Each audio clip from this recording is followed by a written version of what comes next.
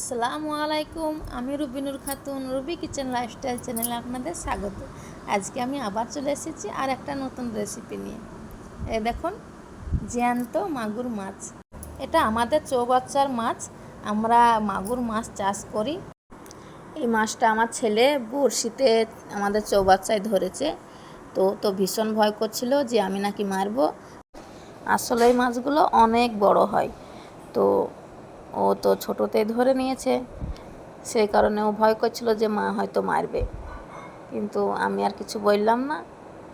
চল এটাতে একটা রেসিপি বানাই, তো সেটাই আপনাদের কাছে শেয়ার করছি। তো মাছগুলো কেটে আমি ধুয়ে নেব। যে মাথায় যে সুরগুলো লেগে আছে সেই সুরগুলো আমি কেটে নেব, বাকি যে কাটার অংশগুলো সেগুলো কেটে নেব। তো চলে এসেছি রান্নার দিকে। দেখুন আমি কি মশলা নিয়েছি: এলাচ, দারুচিনি, লবঙ্গ, টমেটো, পেঁয়াজ, আদা, রসুন। তো এবার আমি মাছগুলো হলুদ, লবণ আর তেল দিয়ে আমি মাখিয়ে নেব ভাজার জন্য। এবার আমি দিয়ে দিলাম সরষের তেল। এবার এক এক করে সব মাছগুলো আমি ভেজে নেব। তো আমি এই মাছগুলো একটা ইউনিকভাবে রান্না করব, একদম আলাদা। তো দেখুন আমি কিভাবে রান্না করি, আর কে কে এইভাবে রান্না করেন কমেন্টে অবশ্যই জানাবেন। আর আপনারাও বাড়িতে এভাবেই ট্রাই করবেন। এইভাবে রান্না করলে অনেক টেস্টি লাগে খেতে। আমরা এভাবেই রান্না করি, তো আপনারাও এভাবে বাড়িতে ট্রাই করবেন। তো আমি মাছগুলো একদম লাল করে ভেজে নেব। উল্টে পাল্টে লাল করে ভেজে নেব।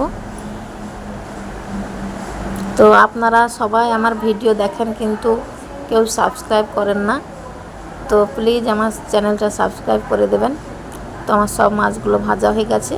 আমি এক এক করে সব মাছগুলো তুলে নিলাম। তো আমি ওই তেলে এবার দিয়ে দেব পেঁয়াজ, রসুন, আদা, লবঙ্গ, দারুচিনি, সব মশলা দিয়ে আমি এভাবে হালকা ভেজে নেব। তো আমার ভাজা হয়ে গেছে। এবার আমি একটা পেস্ট তৈরি করব। এবার আমি দিয়ে দিলাম আস্ত গোলমরিচ আর কাঁচা লঙ্কা। এবার ওই তেলেই দিয়ে দিলাম টমেটো, একটু লবণ, একদম টমেটোটা যেন গলে যায়।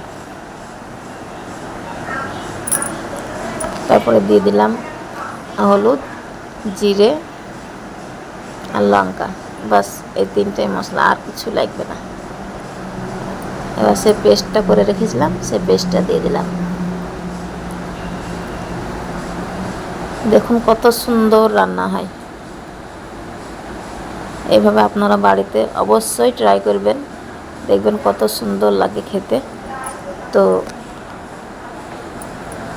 এবার আমি কষানো হয়ে গেছে, পানি দিয়ে দিলাম। আমি আরও পানি দিয়ে দেব, গ্রেভিটা যাতে একটু বেশি হয়। তো আমার পানিটা এই মাত্রায় থাকবে, জাল করে কমে যাবে আর একটু।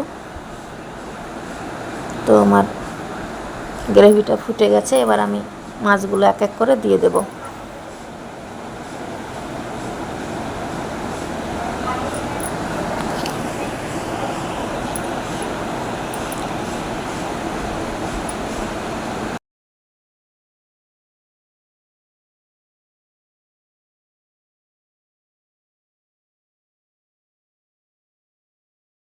তো আমার রান্না কমপ্লিট। এবার আমি ধনেপাতা কুচি দিয়ে দেব।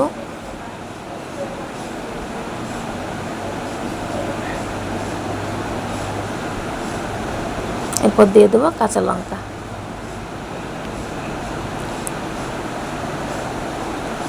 তো আমার রান্না যদি আপনাদের ভালো লাগে, তো একটা লাইক, শেয়ার আর কমেন্টে অবশ্যই জানাবেন আপনাদের কীরকম লাগলো। তো দেখুন কত সুন্দর রান্না হয়েছে, কালারটা দেখুন কত সুন্দর।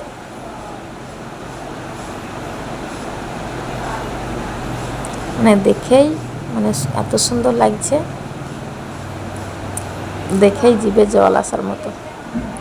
তো ভিডিওটা দেখার জন্য আপনাদেরকে ধন্যবাদ।